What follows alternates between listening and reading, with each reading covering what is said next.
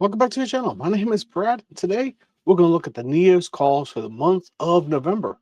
We're going to look at how they did last month, give you how much the percentage that they wrote on the underlying, so what you can expect for the month of November. First of all, remember, this is not financial advice or any other advice. It's just spread out on the internet, sharing just some general information that you can go download off the NEOS website yourself. Or you can watch me and I'll do it for us. Let's start with where are they? For NEO's calls. When they started writing their calls back in October, they were 1.5 out of the money for SPY, 2%, 1.77%, and you can see the rest of them exactly where they are. Notice though, QQQI and it's 3.7 out of the money for the second call. That one might be important coming up in the month of November. So where did they end up? Well, they went through the first strike on SPY. They went both strikes on QQQI, and gold went through the first strike. Bitcoin was down for the month. So you can see that we finished out of the money. If we move into this month, I told you to look at QQQI. They wrote it farther out of the money for that second call, which is very interesting. Let's go ahead and quickly jump back to 2.1, 2.4, and over 4.4% on the second call. You can also notice gold on their second call is farther out of the money. That's all great and fine. Let's look at this on some charts so you can see how they look like on charts. And also, what was the percentage they wrote on? They wrote on very similar. I see these percentages change ever so slightly from month to month. Not huge changes, but SPY H is down. So I just look at this going, it's very, let's just call it similar. 1 or 2% plus or minus. I'm going to call it good. That way we know going forward, this is approximately what they do. It may be if volatility changes, they'll do a little bit different. But hey, it's been very consistent month after month. Let's just go with it. Now, if I look at SPY H, and just to give you what SPY H is, they do one single call and then they put some puts on there, really some put spreads, and it's actually for protection. So inside the box, you're going to start getting that protection. Outside the box, you don't have any protection. And that is very interesting. You'll notice where the strike is. You'll notice that they finished right at the strike last month. And you can see how far it has to rise. But if I look at the percentage, hey, that protection doesn't start until you drop 6.7% on SPY H. A little more than what I would have liked. Just give you some perspective because we're going to look at QQQH also. So SPY, we finished above their first strike, as you saw on the spreadsheet. But when you look at how this looks like on a chart, you can see where they're at. Not too bad.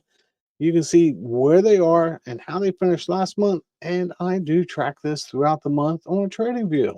But if I look at QQQH, the box is smaller. The strike is a little bit higher. But when I start measuring it, it's only 4.7% out of the money. So a lot closer, but the box is also smaller for QQQH in that protection. Remember, when it goes inside the box, that's when you're protected. Outside of the box, you don't have any protection, but it actually slows it down a little bit because the puts are gaining actual money and losing actual money. But we're just going to say inside the box is where you really want to be if you want that protection to start to occur.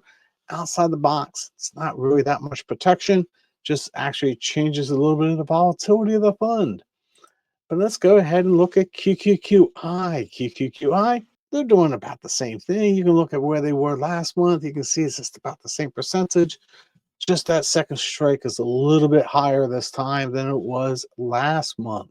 If I look at IWMI, You can see how this has changed every single month and how they wrote those calls every single month. Farther up, bigger gaps, bigger movements. It's been very interesting what they did with IWMI, which is on the Russell. With rate cuts now happening, you might see the Russell go up a little bit more than what it did in the past. I don't own the Russell. I'm more into the technology side and the Qs. But hey, if you own the Russell 2000, maybe this is something that you're interested in. If I look at BTCI, which is Bitcoin, this is very interesting. It pays about 27, 28%. Now I looked at this, and first of all, the synthetics now go out until January, just to throw that out for conversation. Also, if we get to new all-time highs, we should be hitting that second strike. You can see that on the chart.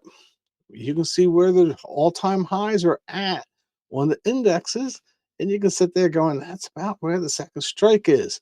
We will see if November we have a big movement or not. Who knows? Maybe it just continues to go sideways and we collect our distributions. But I'm not selling, and I'm going to say that I take the distributions, and I really like those high percentages. Now, the gold fund, you can see how gold really spiked up last month, but came back down, which is really good because we finished below the second call, but above the first call. And you can see where they wrote those new calls slightly higher. So we will see how this month goes for gold. Do we have a big run again? Does it go up a little bit? Who knows? Maybe we go back to how April, May, June, July look, where it's very sideways trending. But we will see how this plays out over the next few months. I do believe there's a good debasement trade to happen. But hey, maybe you're into gold and this gives you that 12% on a annualized percentage, about 1% a month. That is the calls that I have readily available for you. I just want you to know I get paid almost every single day now with all these ETFs. And I started using Snowball to start tracking this because it just got too much really for me to start tracking. I use Snowball. Now, is it 100% perfect? I'm going to say no. It's really going off of the last weeks of the last distribution to give you a projection, but it's fairly close. Close enough for me to project out where my income is going into next week and next month. That way I know what I have coming in on what day, or approximately what's coming in on what day. And it normally corrects itself once the distribution is made. So I see exactly how much income I've made every single month. It's nice for me to do. Might be something that you want to check out yourself. So until next time, God bless.